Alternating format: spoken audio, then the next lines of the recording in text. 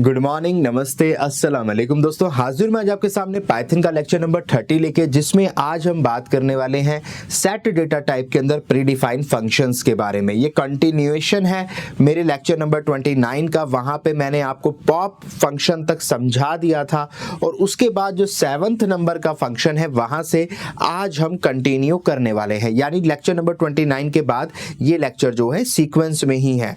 तो यहाँ पे 7 नंबर से इसलिए मैंने स्टार्ट किया है क्योंकि इससे पिछले जो 6 फंक्शंस हैं वो ऑलरेडी हम पिछले वीडियो में कवर कर चुके हैं।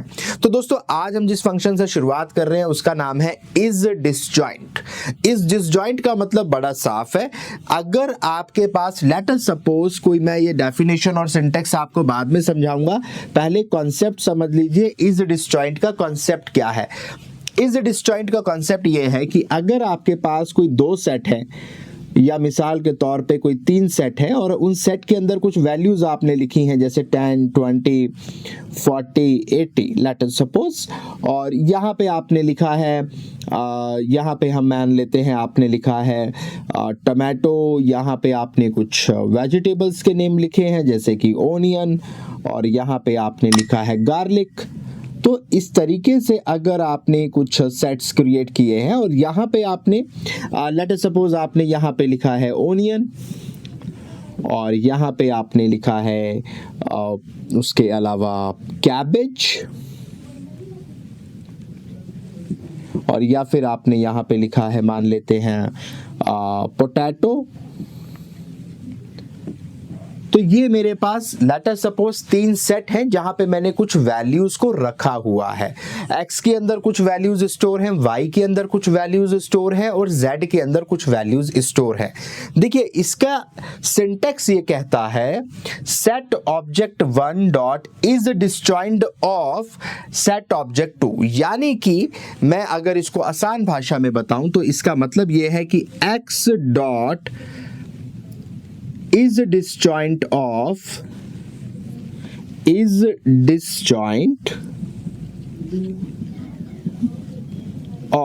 y। अब ये फंक्शन क्या करेगा? ये फंक्शन कहता है x क्या y से बिल्कुल अलग है। अगर x और y के एलिमेंट्स बिल्कुल अलग हैं, उनमें आपस में कोई भी सिमिलैरिटी नहीं है, एक भी एलिमेंट सेम नहीं है, तो ये आपको रिटर्न में वैल्यू देगा ट्रू। यानी डिसजॉइंट का मतलब समझो कि क्या ये अलग है, और जब अलग की बात हो रही है तो पूरी तरह से अलग की बात हो रही है। तो आप डिसजॉइंट को ऐसे समझ सकते हो। इज डिसजॉइंट फंक्शन को समझने के लिए आप इसको समझिएगा पूरी तरीके से अलग या पूरे तरीके से अलग, पूरे तरीके से अलग। तो अगर एक एलिमेंट, एक ऑब्जेक्ट दूसरे से पूरे तरीके से अलग है, इस डिसजॉइंट का मतलब है पूरे तरीके से अलग। तो अगर पूरे तरीके से अलग है तो ट्रू आएगा, और अगर पूरे तरीके से अलग नहीं है तो फॉल्स आएगा। आइए चेक करते हैं। x को चेक किया 10, 20, 40, 80 इज डिसजॉइंट ऑफ y, यानी क्या x y से पूरे तरीके से अलग है। चेक करते हैं टमाटो, ओनियन, गार्लिक, ना तो ये और ना ही ये, इन दोनों में आपस में कोई भी सिमिलर एलिमेंट नहीं है, एक भी। ये पूरे तरीके से अलग हैं, दोनों के दोनों x और y दोनों बिल्कुल अलग हैं। इट मींस आउटपुट आएगा ट्रू। अगर यहीं पर आप लिखते हैं y dot is disjoint of y dot is disjoint of z, अब अगर आप ये फंक्शन चलाते हैं कि क्या y z से मुख्तलिफ है, क्या y z से अलग है, तो यहां पे आप चेक करें y में टमाटो, ओनियन और गार्लिक लिखा है, z में ओनियन, कैबेज और पोटैटो लिखा है, यानी दोनों में एक एलिमेंट सिमिलर है। एक या एक से ज्यादा कितने भी सिमिलर हो फर्क नहीं पड़ता, आपको आउटपुट क्या मिलेगा? फॉल्स, यानी पूरे तरीके से सिमिलर नहीं है। अब वो चाहे एक सिमिलर एलिमेंट बीच में हो, चाहे 2 हो, 4 हो, 10 हो, फर्क नहीं पड़ेगा, आउटपुट फॉल्स आएगा। तो यहाँ पे ट्रू फॉल्स में आपको आउटपुट दिखता है। पहली बात तो ये है, इस डिसजॉइंट फंक्शन इस्तेमाल किया जाता है ये चेक करने के लिए कि क्या मेरे जो दो ऑब्जेक्ट्स हैं उनके बीच में कोई सिमिलैरिटी है या नहीं है। अगर वो दोनों बिल्कुल अलग हैं, आपको आउटपुट में ट्रू आएगा। अगर उनमें कोई भी सिमिलैरिटी होगी, मान लीजिए यहां पे 1000 वैल्यू लिखी होती, 1000 एलिमेंट्स लिखे होते, यहां पर भी 1000 एलिमेंट्स लिखे होते, और आपको ये दे दिया जाए कि ये बताओ इनमें कोई सिमिलर है, तो आप बैठ के 1000 एलिमेंट्स को चेक करते दोनों में कि यहां कौन से 1000 है, यहां कौन से 1000 है। पर आपको जरूरत ही नहीं है, आप इस डिसजॉइंट फंक्शन चलाओ, अगर कोई भी सिमिलर होगा उन दोनों एलिमेंट, उन दोनों ऑब्जेक्ट्स के बीच में एक्स और वाई में कुछ भी सिमिलर होगा वो फॉल्स आ जाएगा। आप समझ जाना कुछ तो सिमिलर है, और अगर ट्रू आ गया इसका मतलब दोनों में बिल्कुल सिमिलैरिटी नहीं है, कोई भी एक एलिमेंट सिमिलर नहीं है एक्स और वाई के बीच में। तो this is the concept of is disjoint. इस डिसजॉइंट का मतलब है इस फंक्शन को चलाने पर। देखो इस फंक्शन को पढ़ते कैसे हैं, x is disjoint of y, यानी x y से बिल्कुल अलग है क्या, ये सवाल हम कर रहे हैं फंक्शन चला के। तो अगर ट्रू आ रहा है वो कहता है हाँ जी अलग है, फॉल्स आ रहा है इसका मतलब नहीं जी कोई चीज, कुछ चीजें हैं जो सिमिलर हैं, एक भी हो सकती है, एक से ज्यादा भी हो सकती है। तो ये मैंने आपको प्रैक्टिकली यहां पे बताया। This function returns true provided the two sets are disjoint। disjoint का मतलब पूरे तरीके से अलग, मैंने इसलिए यहां पे अलग से लिख दिया है। disjoint का मतलब ये पूरे तरीके से अलग। This function returns true, ये फंक्शन आपको ट्रू देगा अगर दो सेट्स आर पूरे तरीके से अलग। इसको इसकी जगह कन्वर्ट कर लेना इस वर्ड से। There are no common element, otherwise return false. अगर एक भी कॉमन एलिमेंट हुआ तो आपको फॉल्स आएगा रिटर्न में, और यह ट्रू फॉल्स ही आता है, बुलियन वैल्यू आपको मिलती है, या तो ट्रू मिलेगा या फॉल्स। ट्रू का मतलब दोनों बिल्कुल अलग हैं, दोनों ऑब्जेक्ट्स में कोई भी सिमिलैरिटी नहीं है, कोई भी कॉमन एलिमेंट नहीं है। फॉल्स का मतलब है दोनों के बीच में एक या एक से ज्यादा कॉमन एलिमेंट्स हैं। अब आप वो यहां नहीं चेक कर सकते इस तरीके से कि वो कौन से हैं, वो नहीं आपको यहां पता चलेगा, ट्रू और फॉल्स आपको पता चलेगा। सिंटैक्स की बात करें तो वही है, एक object dot is disjoint of another object, जो कि आपने यहां पे सेट ऑब्जेक्ट 2 कर दिया। जैसे कि सेट ऑब्जेक्ट 1 है x dot is disjoint of y, तो इस तरीके से आप इसको लिख सकते हैं। तो ये हो गई इज डिसजॉइंट की बात।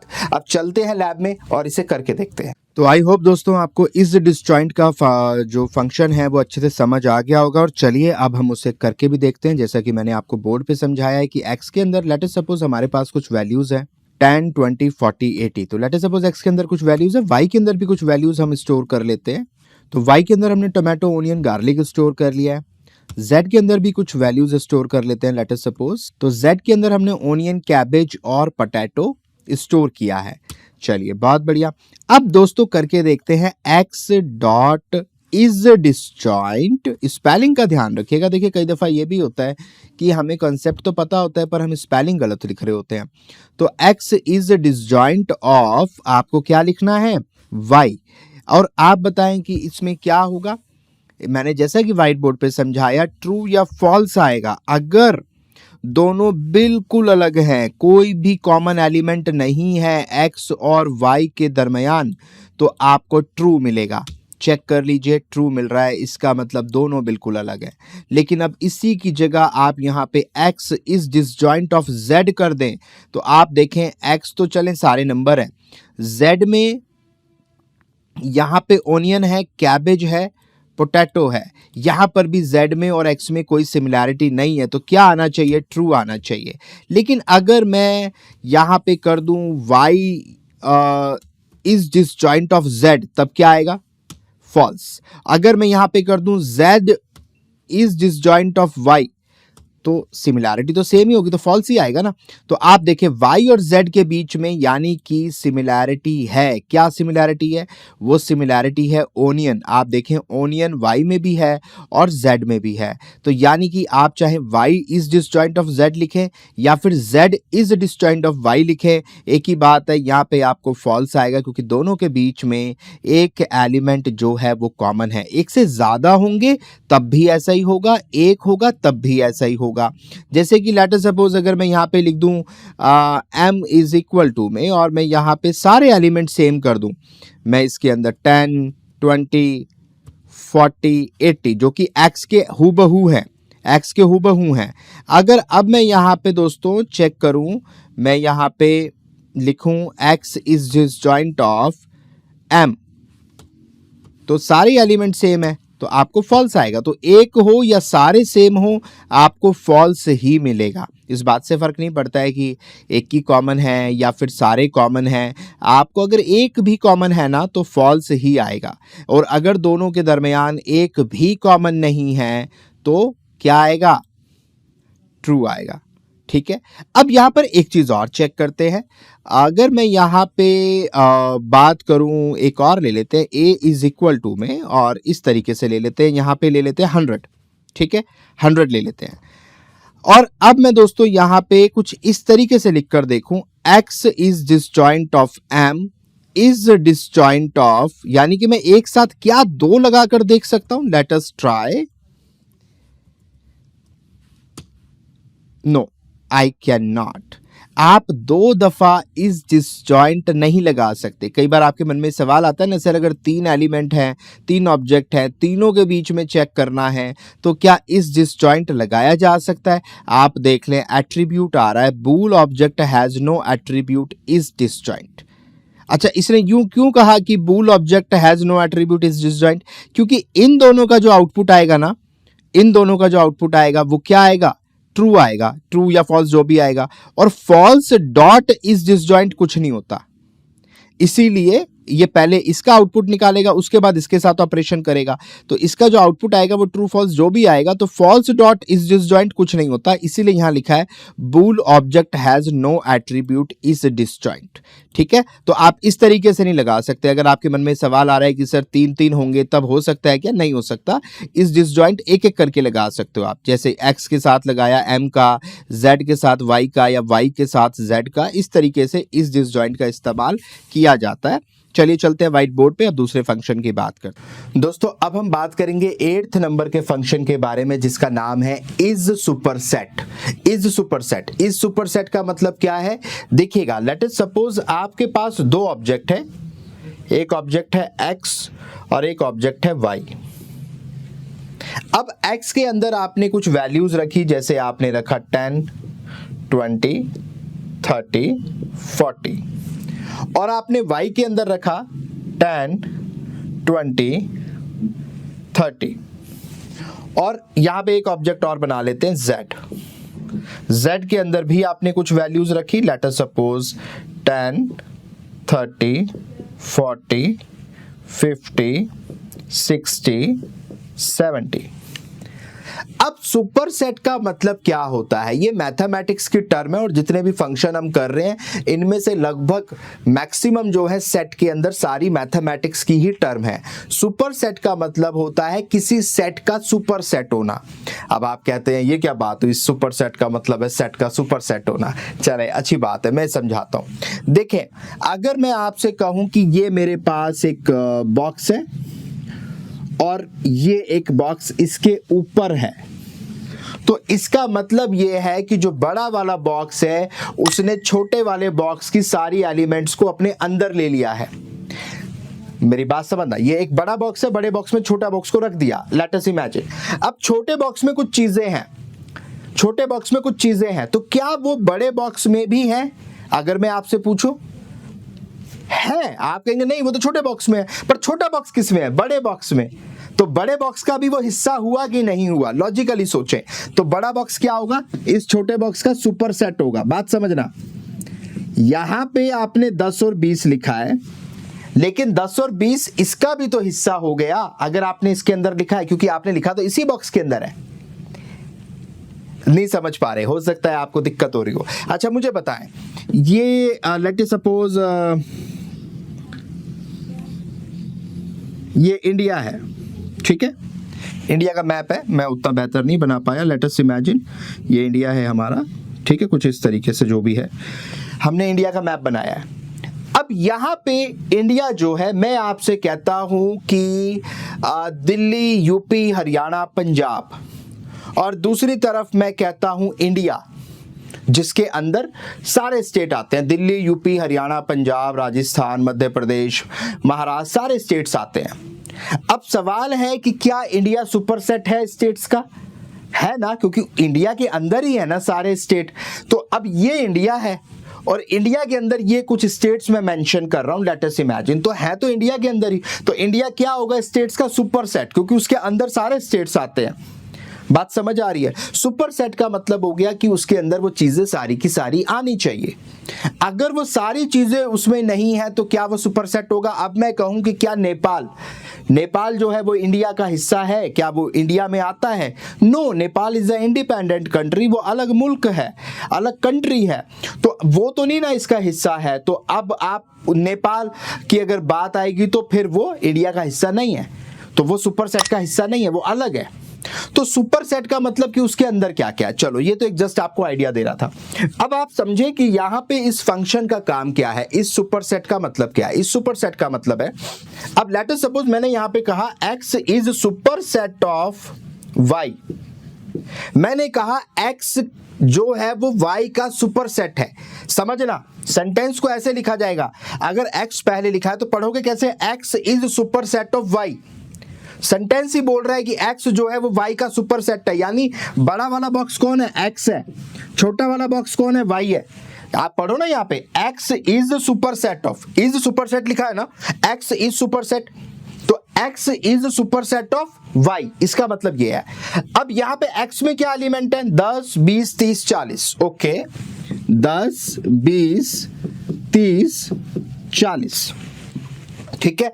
y के अंदर क्या एलिमेंट है? 10, 20, 30, 10, 20, 30। अब क्या x is super set of y? क्या x में वो y की जितनी भी चीजें हैं मौजूद हैं कि नहीं? आप बताएं। मौजूद है भाई, y में 10, 20, 30 है, x में भी 10, 20, 30 और उससे फालतू ही है, उससे कम नहीं है, तो वो सुपर सेट हुआ कि नहीं हुआ? सो x is super set of y। तो अब यहां पर अगर ये सुपर सेट है तो आपको आउटपुट क्या आएगा? ट्रू, यानी कि yes, x is super set of y। कि क्या x में y की सारी चीजें हैं? अगर है तो ट्रू आएगा, अगर नहीं है, y में कोई एक्स्ट्रा है, कुछ है, तो फॉल्स आ जाएगा। अब इसका भी मैं एग्जांपल दिखाता हूं। ये देखो, मैंने लिखा x is super set of z। Let us suppose मैंने लिखा x is super set of z। तो आप बताइए x में क्या क्या है? 10, 20, 30, 40। z में क्या है? 10, 30, 40, 50, 60, 70, एक्स्ट्रा ही है, यानी z में ज्यादा है। तो क्या x z का सुपर सेट होगा? नहीं होगा, क्योंकि x में वो चीजें नहीं है जो z में है, x z के बराबर नहीं है। तो इसका मतलब ये हुआ, अगर मैं यहां इस एग्जांपल से आपको समझाऊं तो यहां इसका मतलब ये हुआ कि z इसके अंदर नहीं आ रहा है, z में कुछ वैल्यू बाहर भी है, यानी कि z में 10, 30, 40 ये वैल्यू इसके अंदर है, लेकिन जो 50, 60 और 70 है वो इसके सेट से बाहर है। So x is not a superset of z, क्योंकि z की वैल्यू बाहर है उसके बॉक्स से, उसकी लिमिट से, उसके दायरे से। So x is not a superset। अगर आप ये चेक करोगे, आपने मान लीजिए लिखा x is superset of z, तो आप देखें कि x में क्या वैल्यू है, z में क्या वैल्यू है। क्या x में z की सारी वैल्यू आ रही है? जवाब है नहीं आ रही, कुछ वैल्यू बाहर है x के खुद के वैल्यू से, उसके खुद के दायरे से, उसके खुद के सेट से, सुपर सेट से। तो इसका मतलब it's not a super set. तो यहां पे आपको आउटपुट क्या मिलेगा? फॉल्स। अब अगर मैं आपसे पूछूं z is super set of, Z is superset of, sorry, superset of Y, Z is super set of Y, क्या Z के सारे एलिमेंट Y से मेल खा रहे हैं? Y के सारे एलिमेंट Z में है? अब आप चेक करें, मैंने लिखा है Z is super set of, यानी Z बड़ा है और उसमें Y के सारे वैल्यू हैं, अगर है तो Z सुपर सेट होगा। चेक करते हैं, 10 है, 30 है, लेकिन 20 नहीं है, 20 नहीं है, 20 उसके दायरे से बाहर है, सो फॉल्स आ जाएगा, फॉल्स आ जाएगा। Concept is clear? यानी सुपर सेट का मतलब होता है जब सारे एलिमेंट्स उस सुपर सेट के दूसरे में भी, मतलब दूसरे के सारे एलिमेंट्स सुपर सेट में अवेलेबल हों। अगर एक भी वैल्यू नहीं है तो नहीं होगा, it's not a super set, तो फॉल्स आ जाएगा आपको आउटपुट में। एक बार डेफिनेशन आप पढ़ते हैं, this function return true provided set object 1 contain, set object 1 यानी कि जो पहले लिखा जाएगा, contain all the element of object 2 यानी जो बाद में सुपर सेट में लिखा जाएगा, अदरवाइज इट रिटर्न फॉल्स। तो इसका मतलब वही है कि अगर मैंने यहां पे लिखा x is super set of y, तो x में y के सारे एलिमेंट अगर हैं तो ट्रू होगा और नहीं है तो फॉल्स होगा, सिंपल भाषा में। और मैंने आपको यहां पे इलैबोरेट करके समझा भी दिया। ना समझ आ रहा हो, अगर ये बात थोड़ी सी मुश्किल लग रही हो, तो इसी वीडियो को बैक करके इस कॉन्सेप्ट को दोबारा देखना, मैं गारंटी देता हूं आपको समझ आ जाएगा, इतना मुश्किल नहीं है। और इसको प्रैक्टिकली देखने के लिए अब लैब में चलते हैं और इसे करके देखते हैं। तो दोस्तों अब हम बात करते हैं इस सुपर सेट की व्हाइट बोर्ड पे। आई होप आपने अच्छे से समझ लिया होगा। एग्जिटीज मैं आपको करके दिखाता हूं जो मैंने व्हाइट बोर्ड पे समझाया है। तो यहाँ पे x के अंदर हम कुछ वैल्यूज ले लेते हैं, लेट अस सपोज 10। तो x के अंदर मैंने कुछ वैल्यू ले लिया 10, 20, 30, 40। y के अंदर कुछ वैल्यूज ले लेते हैं, तो y के अंदर मैंने 10, 20, 30 ले लिया है। अब z के अंदर भी कुछ वैल्यूज ले लेते हैं, लेट अस सपोज। तो z के अंदर मैंने 10, 30, 40, 50, 60 और 70 लिया है। एंटर करते हैं। अब दोस्तों जैसा कि व्हाइट बोर्ड पे समझाया था सुपर सेट का कॉन्सेप्ट कि भाई अगर उसके अंदर वो सारी वैल्यूज आती हैं तो वो उसका सुपर सेट माना जाएगा। यानी कि अगर x के अंदर y की सारी वैल्यू आती हैं तो x सुपर सेट होगा y का। ओके, तो ये मैं आपको बोर्ड पे बहुत अच्छे से समझा चुका हूं, तो यहां मैं ज्यादा इस पे बात नहीं करूंगा, सिर्फ प्रैक्टिकली आपको करके दिखाता हूं। x dot is super set, spelling का ध्यान रखिएगा, इज सुपर सेट, और उसके बाद पैरेंथेसिस के अंदर आपको लिखना है is super set of what, y। क्या x जो है वो y का सुपर सेट है? चेक करते हैं, ट्रू, बिल्कुल सही है कि x के अंदर y की सारी वैल्यू एग्जिस्ट करती हैं 10, 20, 30। सो x is super set of y। Very good. अब अगर इसको मैं उल्टा कर दूं, क्या y x का सुपर सेट है? तो आप ही मुझे बताएं, क्या y x का सुपर सेट होगा? क्या y के अंदर x की सारी वैल्यू है? जवाब है नहीं। आप देखें फॉल्स आ रहा है। बहुत बढ़िया। अब अगर दोस्तों इसी तरीके से मैं यहां पे चेक करूं कि क्या जो z है वो x का सुपर सेट है, तो यहाँ पे आप चेक कर लें, या फिर यहाँ पे हम चेक करते हैं z is super set of x, और या फिर y, जो भी आप देखना चाहें। तो आप देखेंगे false, z is not a super set of y, क्योंकि z में y की सारी वैल्यू नहीं है। z में 10 है, 30 है, लेकिन z में 20 नहीं है जो कि y के अंदर है, तो z को y का सुपर सेट नहीं कहा जा सकता। अब दोस्तों यहां पे लेट अस सपोज मैं z के अंदर वैल्यूज को चेंज करके कर देता हूं वही वैल्यू जो कि y के अंदर है, 10, 20 और 30। लेट अस सपोज मैंने सेम वैल्यूज कर दी z में। अब अगर मैं पूछूं z is super set of y, z और y की वैल्यू सेम है, इस बात का ध्यान रहे, y में भी 10, 20, 30 है, z में भी 10, 20, 30 है। अगर सेम वैल्यूज हैं दोनों के अंदर और मैं पूछूं कि क्या z y का सुपर सेट है, आंसर इज ट्रू। सिमिलरली अब मैं अगर पूछूं क्या y z का सुपर सेट है, दोनों में सेम वैल्यूज है, तब ये सवाल मैं आपसे पूछ रहा हूं, तो दोनों तरफ से ट्रू आएगा, क्योंकि दोनों के अंदर दोनों की वैल्यू है, एग्जैक्ट सेम है। लेकिन अगर एक में भी वैल्यू ज्यादा हो जाएंगी, लेट अस सपोज यहाँ पे आपने z के अंदर 10, 20, 30 के बाद 40 कर दिया, और उसके बाद आपने पूछा, उसके बाद आपने सवाल करा कि क्या y जो है वो z का सुपर सेट है, आंसर आएगा फॉल्स। क्यों? क्योंकि y के अंदर 40 नहीं है, राइट। लेकिन अब अगर मैं ये पूछूं कि क्या z y का सुपर सेट है, यस z y का सुपर सेट है, क्योंकि z के अंदर y की सारी वैल्यू है और एक्स्ट्रा वैल्यू भी है, तो दोस्तों ये कॉन्सेप्ट होता है सुपरसेट का, जो बोर्ड पे भी बहुत अच्छे से मैंने आपको समझाया था। आप देख सकते हैं यहाँ पे ट्रू आ रहा है क्योंकि Z के अंदर 10, 20, 30, 40 है और Y के अंदर 10, 20, 30 है। तो तीनों वैल्यू Z के अंदर हैं और उससे ज़्यादा ही हैं बल्कि, तो ये ट्रू माना जाएगा। Okay, so this is the concept of superset. I hope आपको समझ आया होगा। अब चलते हैं व्हाइट बोर्ड पे और सबसेट का कॉन्सेप्ट समझते हैं और फिर उसे करके देखें। अब हम बात करेंगे पॉइंट नंबर 9 की, जिसका नाम है इज सबसेट, यानी कि ये भी एक प्री डिफाइंड फंक्शन है सेट डेटा टाइप के अंदर इज सबसेट के नाम से। देखिए, इससे पहले मैंने आपको सुपरसेट बताया था, अब मैं आपको सबसेट बता रहा हूं। सिंपल सी बात है, अगर यहां पे कोई एक ये बड़ा बॉक्स है और इसके अंदर एक छोटा बॉक्स आ रहा है, तो इस बड़े बॉक्स को सुपरसेट कहा जाएगा और इस छोटे बॉक्स को उसका सबसेट कहा जाएगा। यानी अगर बड़े बॉक्स के सारे एलिमेंट छोटे बॉक्स में भी हैं तो छोटा बॉक्स इसका सबसेट कहलाएगा और बड़ा बॉक्स उसका सुपरसेट कहलाएगा। सुपरसेट जिसमें ज्यादा वैल्यू है लेकिन सबसेट की भी सारी वैल्यू होती हैं, यानी सबसेट छोटा हिस्सा होता है सुपरसेट का। मैं पहले आपको सुपरसेट समझा चुका हूं, अभी मैं दोनों का कंपैरिजन भी बता दूंगा ताकि आप कंफ्यूजन ना हो आपको कि क्या दोनों एक ही है या कंफ्यूजन है या क्या है। अभी मैं क्लैरिटी आपको देता हूं। लेट अस सपोज हम यहां पे मानते हैं कि x के अंदर हमारे x के अंदर कुछ वैल्यू हैं, जैसे कि 10, 20, 30, 40। हमारे y के अंदर कुछ वैल्यू हैं 10, 20।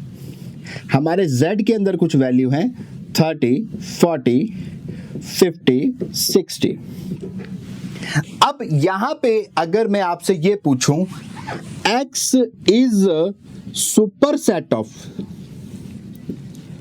y, मैंने सवाल क्या किया है, x is superset of y, क्या x y का सुपरसेट है? आप बताएं, x y का सुपरसेट है कि नहीं? कब होगा y का सुपरसेट? जब y की सारी वैल्यू x में होंगी। तो ये मान लेते हैं फिलहाल x है और इसके अंदर वैल्यूज जो है हमारे पास वो क्या है, x के अंदर जो हमारे पास वैल्यूज है वो है 10, 20, 30, 40। और अगर मैं y की बात करूं तो y के अंदर क्या वैल्यू है, 10 और 20। तो अब ये सवाल है कि क्या x सुपरसेट है y का, यानी y की सारी वैल्यू x में है? जवाब है यस, आपको ट्रू मिलेगा। लेकिन अब मैंने सवाल को बदल दिया, x is subset of y, क्या x y का सबसेट है? लेकिन नहीं, x तो बड़ा है और उसके अंदर y है, तो x y का सबसेट नहीं है। x y का सबसेट कब होगा, x is subset of y, तो इसका आउटपुट क्या आएगा, फॉल्स। अब फॉल्स क्यों आएगा, क्योंकि x is subset of y का मतलब है क्या x के सारे एलिमेंट y के अंदर है? इसका मतलब ये होता है x is subset of y का मतलब है क्या x के सारे एलिमेंट y के अंदर हैं? x is superset of y का मतलब है क्या x जो है वो y का सुपरसेट है? समझिएगा बात को, क्या x y का सुपरसेट है? सुपरसेट किस चीज को बोलते हैं, जब सारे एलिमेंट हो उस एलिमेंट के जिसकी बात हो रही है। तो x क्या y का सुपरसेट है? आपने कहा है, यानी x के अंदर y के सारी एलिमेंट है। अब मैं पूछ रहा हूं x is subset of y, क्या x y का सबसेट है, यानी y के अंदर आता है? इसका मतलब ये हुआ कि क्या x के सारे एलिमेंट y में अवेलेबल हैं? आप चेक करिए, x में 10, 20, 30, 40 है, जबकि 30, 40 y में नहीं है। सो x is not a subset of y, तो ये क्या हो जाएगा, फॉल्स। सबसेट का मतलब होता है छोटा, उस सुपरसेट के अंदर जो चीज होती है उसे सबसेट बोलते हैं। तो यहां पे अगर आप देखेंगे तो x is not a subset of y। अब अगर मैं यहां पे पूछूं क्या y is subset of z, अगर मैं आपसे पूछूं क्या y z का सबसेट है, y is subset of z, यानी कि क्या y के सारे एलिमेंट z के अंदर हैं? आप चेक करिए, नहीं है, नहीं है। सो आंसर क्या आएगा, फॉल्स।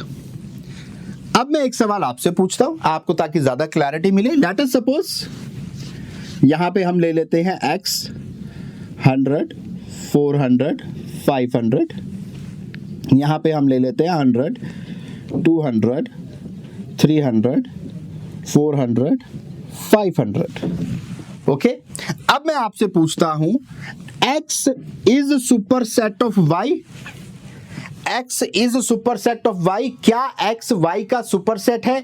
यानी x में y की सारी वैल्यू है, चेक करो y की सारी वैल्यू ये है, क्या y की सारी वैल्यू x में है? नहीं, आंसर क्या आएगा? फॉल्स। अब मैंने लिखा x is subset of y, इसका मतलब है x y का सबसेट है, यानी y के जितने भी एलिमेंट है, सॉरी x के जितने भी एलिमेंट है वो y के अंदर है, सबसेट है। x is subset of y का मतलब हुआ कि x ये है और y ये है, ये होता है इसका मतलब। x is subset of y, यानी x के जितने भी एलिमेंट है वो y के अंदर हैं। तो ऐसा है क्या? x is subset of y। अब देखो 100, 400, 300, मैंने लिखा x is subset of y, यानी क्या x के सारे एलिमेंट y के अंदर है? चेक करो, 100 भी है, 400 भी है, 500 भी है। Yes, x is subset of y। सो अब की बार आंसर क्या आएगा? ट्रू। Concept is clear.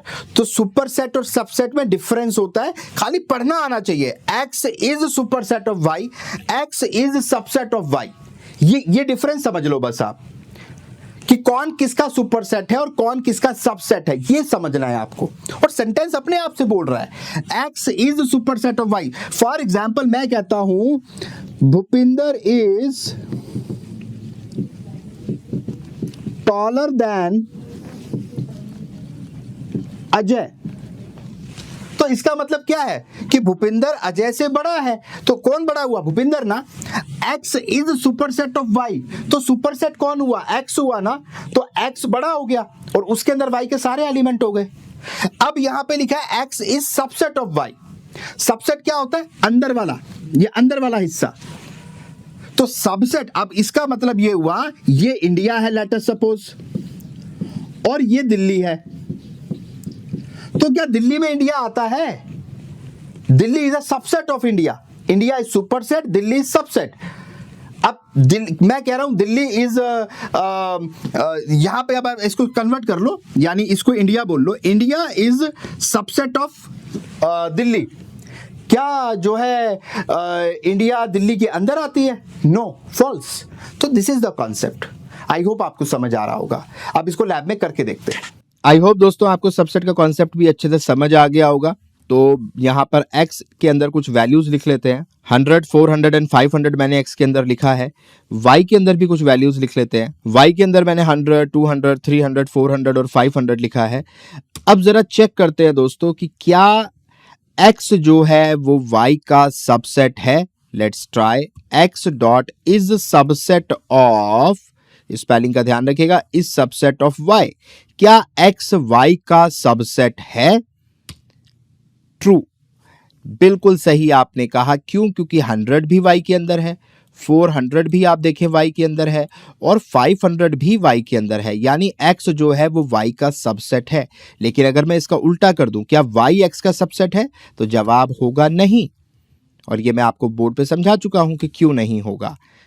आप चेक करें, फॉल्स। तो दोस्तों सबसेट और सुपरसेट का कॉन्सेप्ट उम्मीद करता हूं आपको बहुत आसानी से समझ आ गया होगा। तो चलते हैं अब अपने व्हाइट बोर्ड की तरफ और अगले फंक्शन की बात करते हैं। तो दोस्तों अब हम बात करते हैं 10th नंबर के फंक्शन की, जिसका नाम है यूनियन। देखिए यूनियन हमने पहले भी मैथमेटिक्स के अंदर पढ़ा होगा, आप में से कुछ लोगों ने 11th 12th के अंदर पढ़ाया जाता है। और यूनियन का मतलब ये होता है, लेट अस सपोज आपके पास a के अंदर कुछ वैल्यू है और आपने a के अंदर लिखा है, मान लीजिए 10, 20, 30, 40, 50, और आपने b के अंदर लिखा है 20, 30, 40, 60, 80, लेट अस सपोज आपने कुछ ऐसे लिखा है। आपके पास दो ऑब्जेक्ट है और दोनों के अंदर आपने कुछ वैल्यूज को एंटर किया है। तो A यूनियन B का मतलब मैथ्स में क्या होता था, अभी मैं मैथ्स के हवाले से बता रहा हूं। A यूनियन B ऐसे लिखा जाता था, A यूनियन B। इसका मतलब होता था A और B के सारे एलिमेंट्स को जोड़ के लिख दो, और अगर कोई रिपीट हो रहा है तो उसे एक ही दफा लिखो, उसे बार बार नहीं लिखना। ये होता था A यूनियन B, यानी सारे यूनिक एलिमेंट होने चाहिए, रिपीटिशन ना हो। इस बात का मतलब ये था कि जैसे यहाँ पे 10 लिखा है तो 10 आएगा, 20 लिखा है 20 आएगा, 30 लिखा है 30 आएगा, 40 लिखा है, तो पहली वाले तो सारे ही लिख लो आप, क्योंकि उसमें कोई रिपीटिशन नहीं है। अब अच्छा मान लेते हैं कि यहाँ पे रिपीटिशन था, मान लेते हैं यहाँ पे 2 रिपीटिशन थे, 50 और 10, तो वो फिर नहीं आएंगे। अगर यहाँ पे रिपीटिशन होते, लेट अस सपोज 50 भी होता, 10 भी दोबारा से रिपीट होता, तो हमने एक ही दफा लिखना है। अब उसमें बी के भी एलिमेंट जोड़े जाएंगे और कोई रिपीट है तो वो इग्नोर कर दिया जाएगा। अब जैसे 20, तो 20 तो आ चुका तो इसकी जरूरत नहीं है। 30 भी आ चुका, इसकी जरूरत नहीं है। 40 भी आ चुका, इसकी जरूरत नहीं है। 60 नहीं है तो 60 ऐड हो जाएगा। 80 भी नहीं है, 80 ऐड हो जाएगा। तो इस तरीके से यहाँ पे 30 तो रहेगा, एक 30 तो रहेगा ही ना। तो जो इग्नोर हो गए या रिपीट हो रहे हैं उनको हटा के ए और बी के सारे एलिमेंट्स को जोड़कर हम यूनियन करते हैं, यूनियन बनाते हैं। ठीक है, अब यही फंक्शन यहां पर भी होता है। सेट डेटा टाइप के अंदर भी यूनियन का फंक्शन एग्जैक्टली ऐसे ही काम करता है। अब इसका एक और आपको मैथमेटिक्स के हवाले से अगर मैं बताऊं तो ये देखें आप, ये ऐसे होता है। 2 सर्किल बनाए जाते थे मैथ्स के अंदर, उसमें जो 10 है, देखो इसमें जो यूनिक 10 जो कॉमन एलिमेंट है, देखो 10 कॉमन है, 10 नहीं कॉमन नहीं है, तो 10 यहां पे आ गया। 20 कॉमन था, 20 यहां पे आ गया। 30 कॉमन था, 30 यहां पे आ गया। 40 कॉमन था, 40 यहां पे आ गया। 50 कॉमन नहीं, 50 भी कॉमन नहीं है। ठीक है, तो मैंने यहाँ पे रिपीट कर दिया था, फिलहाल मैं रिपीट नहीं करता फॉर सिंप्लिसिटी। ठीक है, ऐसे था। अब ये जो कॉमन था ये यहाँ पे आ गए, बाकी यहाँ पे 10 20 30 नहीं, ये तो कॉमन हो गया ना। 10 यहाँ पे यूनिक हो गया और 50 यहाँ पे यूनिक हो गया और यहाँ पे 60 और 80 हो गया। तो ये इस तरीके से मान लेते हैं, ये ए था, ये बी था, तो इन दोनों के जो कॉमन एलिमेंट है वो यहां आ गए, जो यूनिक एलिमेंट है वो यहां आ गए, पर सारे लिखे जाएंगे। ए यूनियन बी में सारे लिखे जाएंगे। इंटरसेक्शन में ये वाला हिस्सा लिखा जाएगा, कॉमन वाला। तो ए यूनियन बी का मतलब है, देखो 10 20 30 40 और 50, यानी ए के सारे एलिमेंट हो गए। देखो 10 20 30 40 50। अब बी की बात करते हैं, 20 30 40 20 30 40 60 80 60 80, देखो बी के अंदर भी आ रहे हैं, यानी बी और ए के एलिमेंट है, लेकिन ये वाले वो एलिमेंट है जो दोनों में कॉमन है। जब आप यूनियन करके लिखोगे तो सारे आएंगे, सारे आएंगे, कॉमन वाले भी आएंगे, एक दफा आएंगे, यानी आपको ये सारे लिख देने हैं, 10 20 30 40 50 60 80। This is called union function. Okay, जब आप इंटरसेक्शन करेंगे तो उसमें ये कॉमन वाला हिस्सा आएगा जो इसमें और इसमें कॉमन होगा, जो ए में भी होगा और बी में भी होगा। तो अभी तो खैर हम यूनियन की बात करें, तो this is the union concept. तो वही यहां पे लिखा गया, this function takes all the element of object 1। Object 1 हमारे केस में ए है और ऑब्जेक्ट 2 हमारे केस में बी है। तो वो कहता है कि common this function takes all the element of object 1 and object 2, दोनों के एलिमेंट्स को लेगा और उनमें से जो यूनिक होंगे, जो डुप्लीकेसी है उसको इग्नोर कर देंगे। एक दफा लेना है, यानी अगर मान लीजिए 10 2 बार लिखा है तो हम एक बार लेंगे, दूसरा रिपीट वाला नहीं लेंगे, दोबारा रिपीट हो रहा है उसको नहीं लेना।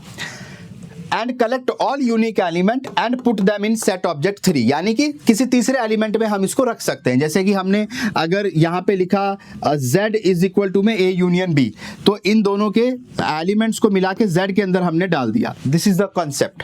तो ये यहां पे कहा जा रहा है। एक एग्जांपल के लिए आप यहां पे सिंटेक्स जो है, सिंटेक्स ये होगा जैसे कि z इज इक्वल टू में x डॉट यूनियन, अब यहां लिखा कैसे जाता है ये देखेगा, x डॉट यूनियन y, यानी x को y के साथ यूनियन करके जो भी एलिमेंट्स है उनको सबको z में लिख दो, बट वो सारे यूनिक होने चाहिए, रिपीटिशन को नहीं रिपीटिशन को इग्नोर करना है। तो x डॉट यूनियन y ऐसे लिखा जाता है, यानी x अच्छा इसको आप ऐसे भी लिख सकते हो, कोई फर्क नहीं पड़ेगा।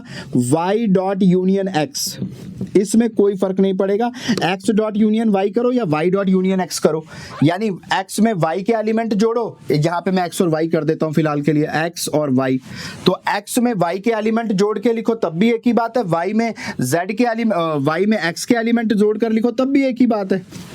ठीक है, कोई फर्क नहीं पड़ने वाला है। ठीक है, ये मैं x कर देता हूं, इसको मैं y कर देता हूं एग्जाम्पल के हिसाब से। ठीक है, तो आप चाहे x यूनियन y लिखो या फिर y यूनियन x लिखो, तो लिखने का तरीका ये होता है x डॉट यूनियन y, यानी x में y के एलिमेंट्स को भी जोड़ दो और जो रिपीटिशन है उसको इग्नोर कर दो। This is the concept. तो ये फंक्शन भी आपको अच्छे से समझ आ गया होगा, उम्मीद करता हूं। इसका काम इस तरीके से होता है, यानी कि x और y के जो भी एलिमेंट्स है उनको जोड़कर लिख दिया जाता है। ठीक है, और उनमें से जो भी रिपीटिशन है उसको इग्नोर कर देते हैं। ये फंक्शन भी कहां पे इस्तेमाल होता है, सेट डेटा टाइप के अंदर इस्तेमाल होता है। इसको लैब में करके देखते हैं। आई होप दोस्तों आपको यूनियन का फंक्शन भी अच्छे से समझ आ गया होगा। चलिए अब इसको करके देखते हैं। एक्स के अंदर कुछ वैल्यूज ले लेते हैं। लेटर सपोज मैं एक्स के अंदर वैल्यू ले रहा हूँ 10, 20, उसके बाद 30, 40, 50, ये वैल्यूज मैं ले रहा हूँ। और मैं चाहूँ तो यहाँ पर कोई स्ट्रिंग भी ले सकता हूँ, जैसे कि टीजी मैंने यहाँ पर ले लिया। एंटर करते हैं। वाई के अंदर भी कुछ वैल्यूज ले लेते हैं दोस्तों। वाई के अंदर दोस्तों मैंने वैल्यू ली है 20, 30, 40, 60 एंड 80। तो आप देख सकते हैं मैंने यहाँ पर कुछ वैल्यूज को जो है लिखा है एक्स के अंदर और वाई के अंदर। यूनियन का मतलब क्या होता है? दोनों को जोड़ के लिखना, लेकिन जो डुप्लीकेसी है उसको इग्नोर कर देना। सिर्फ यूनिक वैल्यूज आएंगी, यानी अगर कोई डुप्लीकेट है तो वो एक ही दफा आएगा। ये होता है यूनियन का मतलब। चले जी, बहुत बढ़िया। तो z इज इक्वल टू में कैसे करके देखेंगे हम? z इज इक्वल टू में x डॉट यूनियन ऑफ क्या? y। आप चाहे x dot union of y लिखे या y dot union of x लिखे, एक ही बात है। चले चेक कर लेते हैं साहब। प्रिंट ऑफ z चेक करिएगा, आपको सारी वैल्यूज नजर आएंगी। 40, 10, 80, 50, 20, TG, 60 एंड 30 जो रिपीट हो रही है। जैसे 30 रिपीट हो रहा है, 20 रिपीट हो रहा है, 40 रिपीट हो रहा है, तो वो एक ही दफ़ा आएगा। 40 एक ही दफ़ा है, 20 एक ही दफ़ा है, 30 एक ही दफ़ा है। तो ये आप देख सकते हैं सारी वैल्यूज़ यूनियन होकर आपको आउटपुट में नज़र आ रही हैं। आप चाहे दोस्तों ऐसे लिखें या फिर आप ऐसे लिखें y यूनियन x, तब भी एक ही बात है। y यूनियन x करेंगे तब भी एक ही बात है दोस्तों। चेक कर लीजिए, अभी भी प्रिंट ऑफ z आप कराएंगे, आपको सेम वैल्यूज नजर आ रही हैं। उसकी वजह यह है कि x यूनियन y और y यूनियन x एक ही बात होती है ना। ये मैं आपको व्हाइट बोर्ड पे अच्छे से समझा चुका हूं, तो उम्मीद करता हूं यूनियन भी करना आ गया होगा दोस्तों। अगर यूनियन में लेट सपोज मेरे पास मैं कुछ और यहाँ पे हम ट्राई कर सकते हैं। मान लेते हैं यहाँ पे 10 है मेरे पास और यहाँ पे y में मेरे पास मान के चलते हैं 10 है। ओके, अब मैं यहाँ पे अगर z इज इक्वल टू में x dot union of y करूं तो आप मुझे बताएं कि जवाब क्या होगा। आप सभी से मैं उम्मीद करता हूं इस जवाब की। x में भी 10 है, y में भी 10 है और मैं यूनियन करता हूं z इज इक्वल टू में x dot union y। Answer क्या होगा प्रिंट ऑफ z करने पे? बताएं ज़रा। बिल्कुल सही, आपने कहा 10 होगा, क्योंकि दोनों में 10 है तो एक दफ़ा 10 आ जाएगा और दूसरा वाला इग्नोर हो जाएगा, वो यूनिक वैल्यू है। अब अगर मैं यहाँ पे दोस्तों ऐसे ही कुछ ऐसे लिखूं, मान के चले TG, और सिमिलरली मैं यहाँ पे y में लिखूं और अब दोस्तों मैं यहाँ पे करूं x यूनियन y, तो अब मुझे बताएं z में क्या आएगा? बताएं जरा z में अब क्या आएगा? आप कहेंगे जो दोनों वैल्यू आएंगी। बिल्कुल सही आपने कहा है। तो दोस्तों यूनियन का कॉन्सेप्ट उम्मीद करता हूं आपको बहुत अच्छे से समझ आ गया होगा। अब यहाँ पे दोस्तों आपको एक चीज मैं और बता देता हूं। मान लीजिए मैंने यहाँ पे x के अंदर लिखा है, मैं यहाँ पे x के अंदर लिखता हूं 10 और y के अंदर लिखता हूं मैं 20 और z के अंदर मैं लिखता हूं 30। ध्यान दीजिएगा, मैं 3 ऑब्जेक्ट ले रहा हूं, x में 10, y में 20 और z में 30। अब दोस्तों अगर मैं यहां पे कहूं a इज इक्वल टू में x dot union of what? x dot union of y dot union of z, तो क्या ये मुझे एरर देगा या तीनों को यूनियन करके दिखा देगा? ये मेरा आपसे सवाल है। अगर मैं यहाँ पे 3 ऑब्जेक्ट ले लूं और आपसे कहूं कि तीनों का यूनियन करना है, तो क्या ये तीनों का यूनियन करेगा और ए के अंदर स्टोर करेगा या फिर ये मुझे एरर देगा? चेक करते हैं दोस्तों, कोई एरर तो नहीं आया है। चेक करें प्रिंट ऑफ ए, और टाइप ऑफ ए भी आप चेक कर सकते हैं, टाइप ऑफ ए। दोस्तों तीनों की वैल्यूज यूनियन हो गई है 10, 20, 30 और क्लास है सेट। यानी कि इस तरीके से यूनियन का इस्तेमाल किया जा सकता है। आप तीनों ऑब्जेक्ट का यूनियन कर सकते हैं। 3 की जगह 4 होंगे तो वो भी हो जाएगा। आप करके देख लीजिएगा। चलिए चलते हैं अपने व्हाइट बोर्ड की तरफ और अब नए फंक्शन की बात करते हैं। आई होप दोस्तों आपको यूनियन फंक्शन अच्छे से समझ आ गया होगा और उसके बाद अब इंटरसेक्शन की बात करते हैं। जैसा मैंने यूनियन में बताया था कि जो कॉमन एलिमेंट्स होते हैं वो हम इंटरसेक्शन के थ्रू निकालते हैं, तो अब उसी फंक्शन की हम यहाँ पर बात करने वाले हैं। देखिए इंटरसेक्शन का मतलब बड़ा सिंपल है कि आपके पास अगर 2 ऑब्जेक्ट हैं और उनमें कोई वैल्यूज आपने लिखी हुई है, वो वैल्यू जरूरी नहीं है, मैं हमेशा एग्जांपल के लिए न्यूमेरिक वैल्यू ले रहा हूं, बट कुछ भी हो सकता है, स्ट्रिंग भी हो सकता है, कॉम्प्लेक्स नंबर भी हो सकता है, बूल भी हो सकता है, व्हाटएवर, ठीक है। तो वो आपके पास लेट अस सपोज दो ऑब्जेक्ट है एक्स और वाई। एक्स के अंदर आपने लिखा है 10 20 30 40 50 और वाई में आपने लिखा है 20 30 40 60 80। तो इन दोनों में जो भी कॉमन एलिमेंट्स होंगे वो आपको इंटरसेक्शन के थ्रू मिल जाएंगे। तो मैंने ऑलरेडी यही डायग्राम अभी पिछले में भी आपको समझाया था, तो इसी का एग्जांपल हम लेकर चलते हैं। यहां पर कॉमन एलिमेंट क्या है जो एक्स और वाई के अंदर है, ये वाले 20 30 40। तो ये जो एलिमेंट होंगे आपको इंटरसेक्शन के थ्रू मिलेंगे। सिंटेक्स क्या होगा इंटरसेक्शन का ये भी देख लेते हैं और इसकी डेफिनेशन क्या है ये भी देख लेते हैं। This function takes the common element from object 1 and object 2, जिसको सेट ऑब्जेक्ट 1 सेट ऑब्जेक्ट 2 हमने कहा है, and place them in object 3। आप दोनों के कॉमन एलिमेंट्स को एक तीसरे एलिमेंट में प्लेस कर देते हैं, रख लेते हैं। जैसे कि ये सिंटेक्स हो गया, set object 3 is equal to में set object 1 dot intersection of set object 2। ये इसका तरीका है। यानी अगर मैं इसको आसान भाषा में कहूं तो हम ऐसे लिखेंगे, z इज इक्वल टू में ये ऑब्जेक्ट 3 हो जाएगा, z इज इक्वल टू में x dot intersection of y।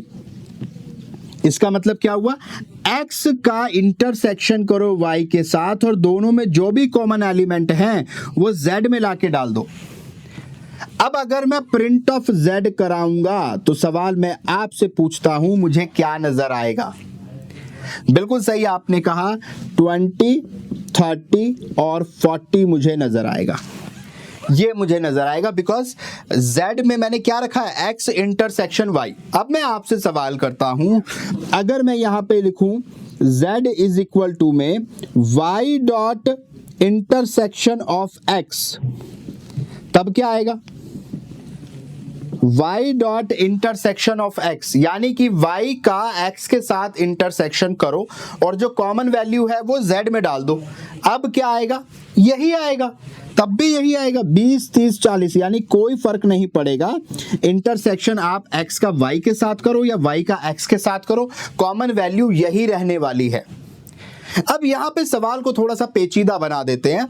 मान लेते हैं कि एक एलिमेंट और है जिसका नाम है m के नाम से एक एलिमेंट है और यहां पर कुछ हमारे पास वैल्यूज हैं जैसे कि 100 300 500 और एक कॉमन वैल्यू भी है, लेट अस सपोज वो है जो तीनों में कॉमन है, मैं उसकी बात कर रहा हूं। तो देखो यहाँ पे 20 कॉमन है, 20 कॉमन है, मान लेते हैं ये 20 m में भी है, यानी मैं यहां पर लिखता हूं m इज इक्वल टू में 20 100 300 and 500। Let us suppose m के अंदर ये वैल्यू है जिसमें से 20 ऐसी वैल्यू है जो तीनों में ही कॉमन है। तो क्या ऐसा कोई तरीका है कि तीन ऑब्जेक्ट का इंटरसेक्शन एक साथ किया जा सके? बिल्कुल है। आप क्या लिखेंगे, z इज इक्वल टू में x dot intersection of y dot intersection of m।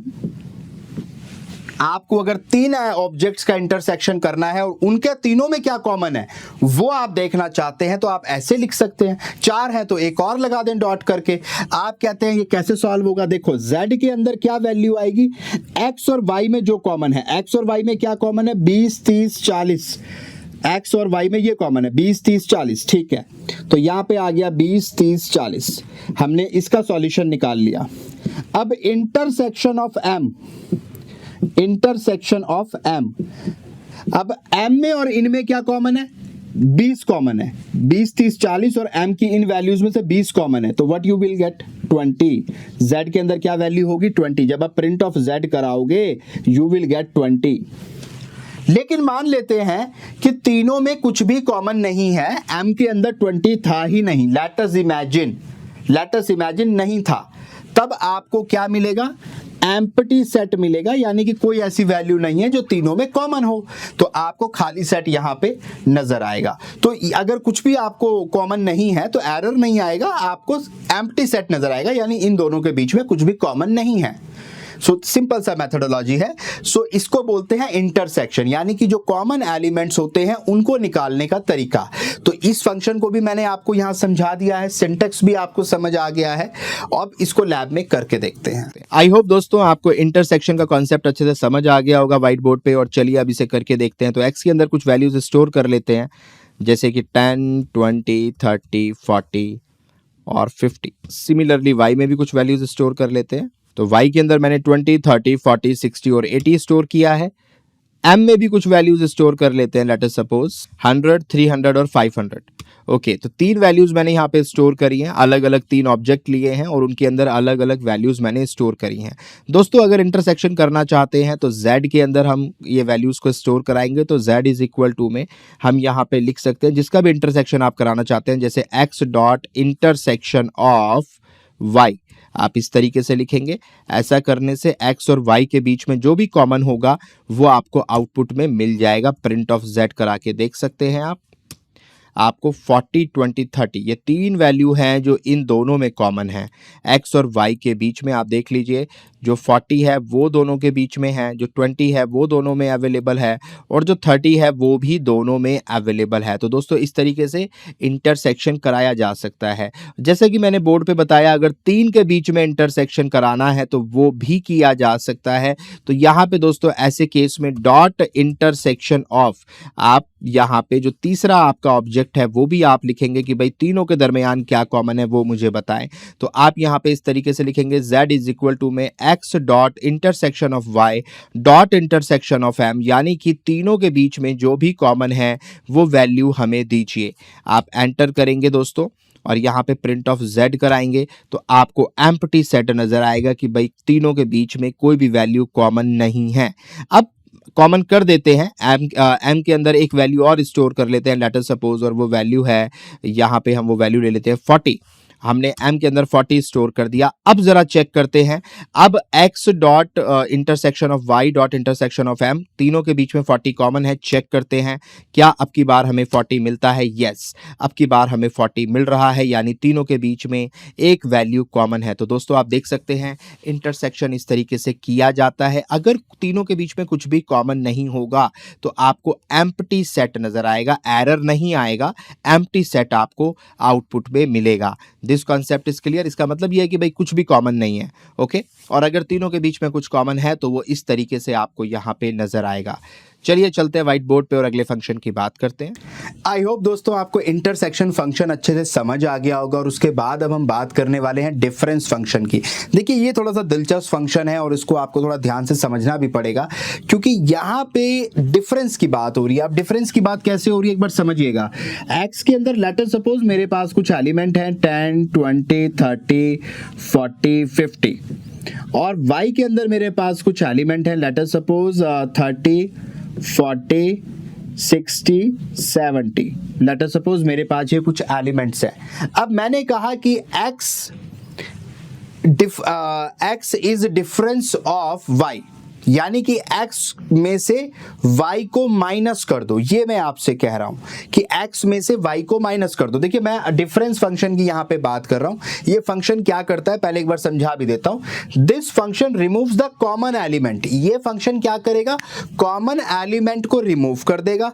यानी कि आपने कहा x is difference of y, तो x और y के पहले कॉमन एलिमेंट हटा देगा एंड सेट ऑब्जेक्ट 1 माइनस करके and takes remaining element from object 1। यानी कि अगर मैं कहता हूं x माइनस वाई, तो x और y के जो कॉमन एलिमेंट है उन्हें हटा देगा और x में अब जो भी बचा उसको लिख देगा, उसको दे देगा आपको। ठीक है, दिस इज द कॉन्सेप्ट। यानी कि अगर आपको ये बात नहीं समझ आ रही, अब यहां पे समझने की कोशिश करना कि मैंने यहां पे लिखा x dot difference of y, मैंने ये लिखा x is difference of y, x difference of y, मैंने ये लिखा। तो इसका मतलब ये है x और y में जो कॉमन है वो हटा दीजिए। चलिए साहब हटा दिया। क्या क्या कॉमन है देख लेते हैं। 30 कॉमन था, 40 कॉमन था, यही कॉमन था। ठीक है, और कुछ कॉमन नहीं था, कॉमन हट गया। नाउ क्या लिखा है, and take remaining element from object 1। यानी कि ऑब्जेक्ट 1 क्या है, ये है आपका, इसके जो रिमेनिंग एलिमेंट है वो आपको लिखने हैं, y के नहीं लिखने हैं। तो आपका यहाँ पे लेटर सपोज आपने इसको z के अंदर लिखा, फॉर एग्जाम्पल हम मान लेते हैं, तो अब z को अगर आप प्रिंट कराओगे, प्रिंट ऑफ z, तो आपको क्या वैल्यू मिलेगी?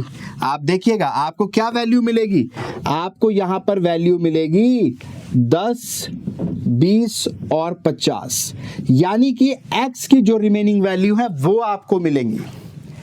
अब यहां पर कहानी में ट्विस्ट क्या है ये समझिएगा।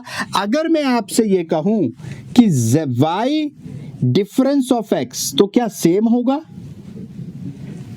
अगर मैं आपसे कहूं y डिफरेंस ऑफ x, तो क्या सेम होगा? जो कह रहे हैं सेम होगा वो गलत कह रहे हैं, अलग होगा। अब की दफा क्या होगा, y और x के कॉमन एलिमेंट डिलीट हो जाएंगे, जो कि हो चुके हैं। लेकिन उसके बाद ऑब्जेक्ट 1 ये है इस केस में, इसके रिमेनिंग एलिमेंट लिखे जाएंगे, यानी y के रिमेनिंग एलिमेंट लिखे जाएंगे। तो अब की बार आपने अगर इसको z में स्टोर कराया है और आप प्रिंट ऑफ z करोगे तो आपको क्या मिलेगा, 60 और 70 मिलेगा। भाई सिंपल सी बात है ना, 20 माइनस 10 और 10 माइनस 20 एक ही होता है क्या? 20 में से 10 को माइनस करो या 10 में से 20 को माइनस करो, सेम बात है क्या? नहीं है ना। तो ऐसे ही x डिफरेंस y और y डिफरेंस x सेम कैसे हो सकता है? नहीं होगा। यहां पर ये पहला ऑब्जेक्ट रहेगा, ऑलवेज रिमेंबर, जो भी यहां लिखा है ना उसके रिमेनिंग एलिमेंट आपको लिखने हैं, जो भी यहां लिखा होगा। ये ऑब्जेक्ट 1 ये है, ये ऑब्जेक्ट 2 है, ये ऑब्जेक्ट 3 है। तो ऑब्जेक्ट 1 पे कौन है ये देखो, उसमें जो रिमेनिंग एलिमेंट मिलेंगे आपको कॉमन हटाने के बाद, जो भी उसमें बचेगा वो आउटपुट में आपको मिलेगा, या वो उस वैल्यू में थर्ड ऑब्जेक्ट में जाके स्टोर होगा। This is the concept of difference function. Difference का मतलब ये होता है। आई होप आपको समझ आ गया होगा। This function removes the common element from object 2 and 1 and take remaining element from object 1 and place them in object 3। यहां पर ऑब्जेक्ट 1 ये है, ऑब्जेक्ट 2 ये है और ऑब्जेक्ट 3 ये है। यानी अगर हम अपने एग्जांपल से मैच करें तो x ये है, y ये है और z ये है, ये बात हो रही है। लेकिन अब यहां पे और करके मैंने लिखा है, कहने का मतलब कि मैं आपको पहले 20 माइनस 10 और 10 माइनस 20 अलग अलग होते हैं ये समझाने की कोशिश कर रहा हूं। This function removes the common element from object 2। अब ऑब्जेक्ट 2 ये है, अब ऑब्जेक्ट 2 यानी कि अगर आप ये सिंटेक्स इस्तेमाल करते हैं, इसकी बात यहां पे की जा रही है कि अगर ऑब्जेक्ट 2 यहां आ जाए, हमारे एग्जाम्पल के हिसाब से y यहां पे आ जाए और x यहां पे आ जाए, तब क्या होगा, तो कहानी बदल जाएगी। ये कहने का मतलब है कि ये दोनों अलग होते हैं। अगर आप x डिफरेंस y करेंगे या y डिफरेंस x करेंगे तो दोनों अलग बातें हैं, और वो क्यों है वो मैंने यहां समझा दिया। कॉमन एलिमेंट दोनों में सेम रहेंगे, लेकिन अगर आप x डिफरेंस y करेंगे तो जो भी x में बचेगा कॉमन हटाने के बाद वो आपको यहां पे स्टोर करेंगे, और यहां y डिफरेंस x करोगे तो जो भी कॉमन एलिमेंट हटाने के बाद y में रिमेनिंग एलिमेंट बचेंगे वो z में जाके स्टोर होंगे। अब वो एक कोइंसिडेंस है कि x और y में कॉमन जो रिमेनिंग एलिमेंट है वो सेम हो, ठीक है, पर ऐसा होगा नहीं, क्योंकि अगर वो होता तो वो तो पहले ही हट जाते कॉमन एलिमेंट। मान लेते हैं x के अंदर 10 20 था, लेट अस सपोज, और y के अंदर भी क्या था, 10 20 था। तो आप बताओ 10 माइनस 10 क्या होता है, 0 होता है ना। तो अगर x और y दोनों सेम है और आपने कहा x डिफरेंस y, तो यानी कि कॉमन एलिमेंट तो हट गए, तो z में क्या स्टोर हुआ, एम्प्टी सेट। z में तो कुछ बचा ही नहीं, खाली सेट होगा, नथिंग, नो वैल्यू, क्योंकि डिफरेंस करने के बाद कुछ बचा ही नहीं, दोनों इक्वल थे। एक शायर का एक शेर याद आ गया इस पे कि इतने हिस्सों में बट चुका हूं मैं, अपने हिस्से में कुछ बचा ही नहीं, जिंदगी मौत तेरी मंजिल है, दूसरा कोई रास्ता ही नहीं। तो ये जो है वही बात आ गई कि कुछ बचा नहीं है यहाँ पे। तो आपको ये, आई होप ये डिफरेंस आपको समझ आ गया होगा। डिफरेंस का मतलब बहुत ध्यान से समझिएगा इसको, कि यानी x डिफरेंस y और y डिफरेंस x सेम नहीं होता है, और रिमेनिंग एलिमेंट जो भी यहाँ पे वैल्यू होगी उसके रिमेनिंग एलिमेंट आएंगे आउटपुट में। ये बात ध्यान रखना है, बहुत इंपॉर्टेंट है। चलिए लैब में से करके देखते हैं और अच्छे से समझ में आएगा। आई होप दोस्तों आपको डिफरेंस फंक्शन अच्छे से समझ आ गया होगा। चलिए उसे यहाँ पे करके देखते हैं। x के अंदर कुछ वैल्यू स्टोर करते हैं। लेट अस सपोज x के अंदर मैंने स्टोर किया है 10 20 30 40 50, और अब हम y के अंदर भी इसी तरीके से कुछ वैल्यूज को स्टोर कर लेते हैं। 30 40 60 70 मैंने यहाँ पे स्टोर किया है। अब z के अंदर हम चाहते हैं कि जो डिफरेंस है x dot difference of y, यानी x में से y को डिफरेंस कर दो और स्पेलिंग का ध्यान रखिएगा। x में से y को डिफरेंस करने पर क्या मिलता है देखते हैं, यानी दोनों में जो भी कॉमन है वो हट जाएगा। ये बात तो सही है, डिफरेंस में ये होता है, लेकिन उसके बाद वैल्यू कौन सी मिलती है ये मुझे बताएं। दोनों के बीच में से कॉमन वैल्यू हटने के बाद मुझे जो आउटपुट मिलेगा उसमें x की रिमेनिंग वैल्यू मिलेंगी या y की। अगर मैं लिखता हूं x डॉट डिफरेंस y, जिन्होंने कहा x की मिलेंगी वो बिल्कुल सही है। Late us try print of z करके देखें आप। दोस्तों x में से मेरे को 50, 10 और 20 मिला है। आप देख सकते हैं 50 यहाँ पे बचेगा, y में से कॉमन वैल्यू हटाने के बाद 30 और 40 हटाने के बाद यहाँ पे जो वैल्यू बचेंगी वो 50, 10 और 20 बचेंगी। तो वही मुझे यहाँ पे आउटपुट में मिला है। लेकिन इसका रिवर्स यानी कि y difference of x same नहीं होगा, ये भी आप जानते हैं, ये भी मैंने आपको बोर्ड पे बताया है कि अगर मैं यहाँ पे y डिफरेंस ऑफ x करूँ तो क्या आएगा, जरा देखते हैं। बोर्ड पे ऑलरेडी समझा चुका हूं। y difference of x, let's try print of z। अब की दफा 60 और 70 आएगा। क्यों? क्योंकि जो कॉमन वैल्यू है वो हट गई हैं और उसके बाद y में जो रिमेनिंग बची हैं वो 60 और 70 बची हैं and you will get that value. यानी कि यहाँ पे जो पहला एलिमेंट, जो यहाँ पे आप क्या लें कि सेट ऑब्जेक्ट लिखेंगे, यानी कि ये सेट ऑब्जेक्ट 1 है मेरा, यहाँ पे ये मेरा ऑब्जेक्ट 1 है, इसको ऑब्जेक्ट 1 हम मान के चल रहे हैं, और ये जो आगे लिखा होता है इसको ऑब्जेक्ट 2 आप मान सकते हैं। तो जो पहले लिखा होता है ना उसमें जो रिमेनिंग एलिमेंट होते हैं वो आपको मिलते हैं। So this is the concept of difference. Board पे मैंने अच्छे से समझाया था, यहाँ प्रैक्टिकली आपको करके दिखा दिया है, आप यहाँ पे देख सकते हैं। अब लेट अस सपोज यहाँ पे एक चीज़ मैं आपको और दिखा देता हूँ कि अगर दोनों में कुछ भी, लेट अस सपोज दोनों में 10 था, x में 10 है और y में भी 10 है, दोनों के अंदर कॉमन वैल्यू सेम है, 10, 10 है, ये मैंने कर दिया। और उसके बाद मैं कहता हूं कि भाई y डिफरेंस x या x difference y, let us suppose, और मैं आप कहूं प्रिंट ऑफ z, तो क्या मिलना चाहिए आप मुझे बताएं। x में भी 10 है, y में भी 10 है, 10 दोनों ही कॉमन है, हट गए, कॉमन वैल्यू हट गई। अब मेरे पास प्रिंट ऑफ z क्या आना चाहिए, एम्प्टी सेट आना चाहिए कि नहीं आना चाहिए। सो आप देख सकते हैं मुझे एम्प्टी सेट यहाँ पे मिल रहा है।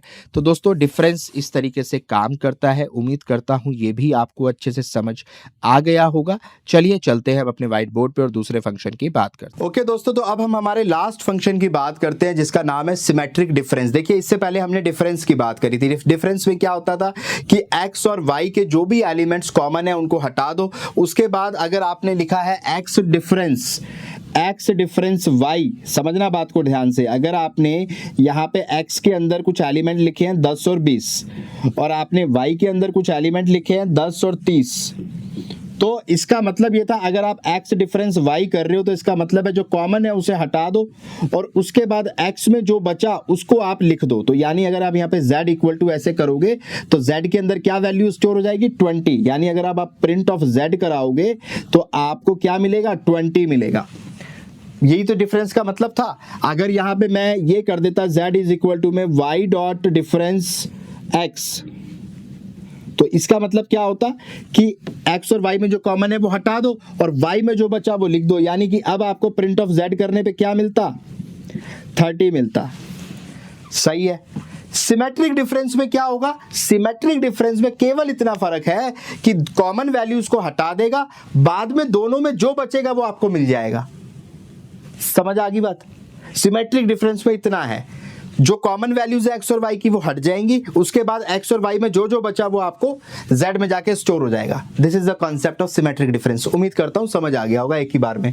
This function removes the common element, जैसा डिफरेंस में होता था, from object 1 and object 2 and take all the remaining element from both object.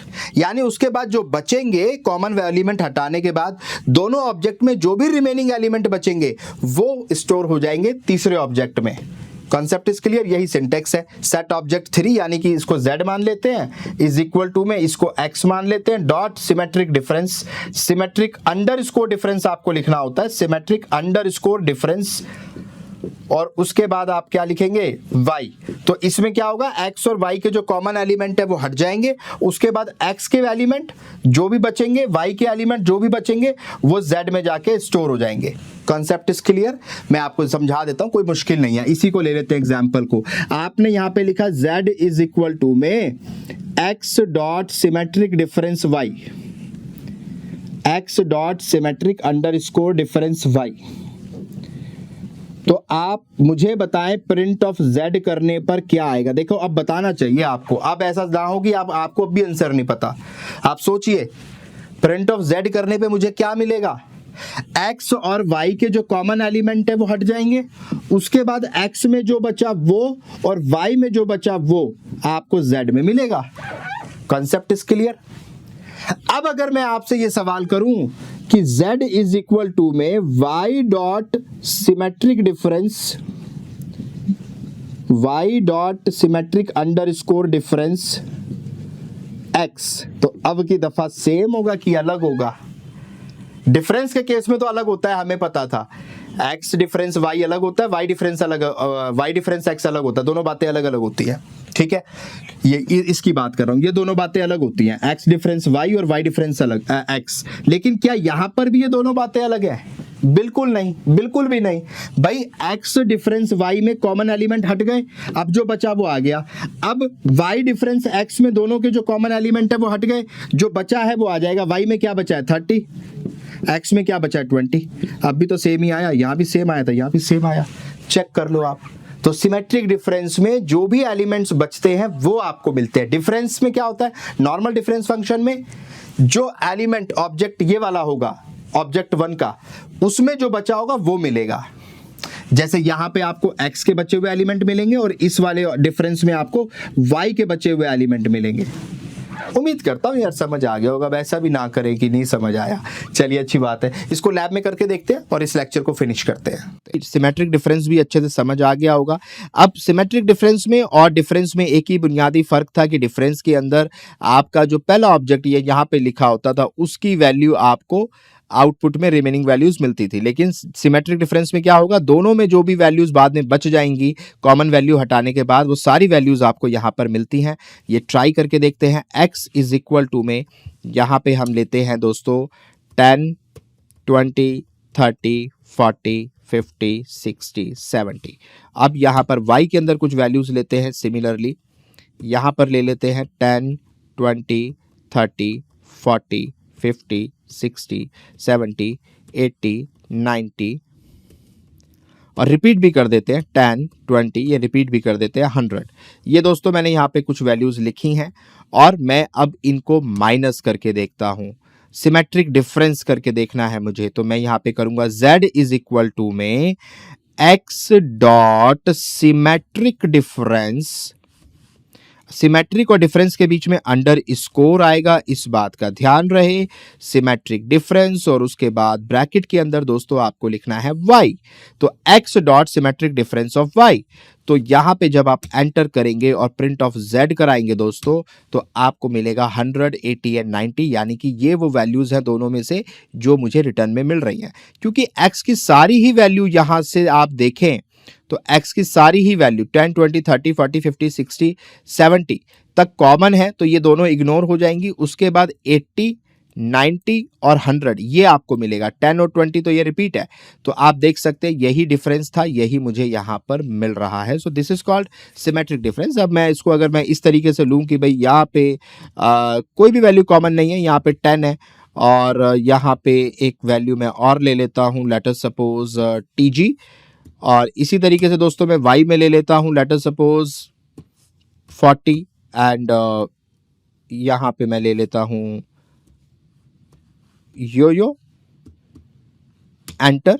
अब दोस्तों अगर मैं यहां पे सिमेट्रिक डिफरेंस चलाऊं, z इज इक्वल टू में x dot symmetric difference of y, तो क्या मुझे मिलना चाहिए, आप मुझे बताइए। दोनों में कुछ भी कॉमन नहीं है, तो दोनों की सारी वैल्यूज यानी कि दोनों की जितनी भी वैल्यूज है मिला के वो सारी मुझे आउटपुट में मिलेंगी। आप देख सकते हैं 10 और TG भी मुझे मिल रहा है, 40 और यो भी मुझे मिल रहा है, यानी कि दोनों के बीच में कुछ भी कॉमन नहीं है, तो जो बचा वो वापस में मुझे आउटपुट में मिल जाएगा। तो देख सकते हैं दोस्तों इस तरीके से सिमेट्रिक डिफरेंस यहाँ पे काम करता है। आई होप यहाँ तक आप इसको अच्छे से समझ भी गए होंगे, कर लीजिएगा प्रैक्टिस।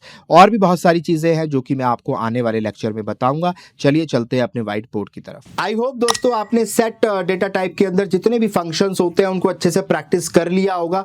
तो यहाँ पे हमारे सारे के सारे जो फंक्शंस हैं सेट डेटा टाइप के अंदर वो फिनिश हो गए हैं। अगले लेक्चर में मिलेंगे आपसे किसी और नए टॉपिक के साथ जो कि इससे आगे का टॉपिक होगा। सारे लेक्चर्स को सीक्वेंस में देखना है ताकि आप पाइथन को सीक्वेंशियली समझ सकें। प्रॉपर स्टेप बाय स्टेप मैं आपको सारी चीजें करा रहा हूं, बहुत ध्यान से देखिएगा। और कहीं कोई बात नहीं समझ आती तो कमेंट बॉक्स में बता सकते हैं, और अपने दोस्तों के साथ अगर आप कॉलेज स्टूडेंट हैं तो जरूर शेयर करिए इस प्लेलिस्ट को ताकि वो भी पाइथन सीख सके। अच्छी चीजें सबके साथ शेयर करनी चाहिए। ख्याल रखिए अपना और दुआओं में याद रखिएगा।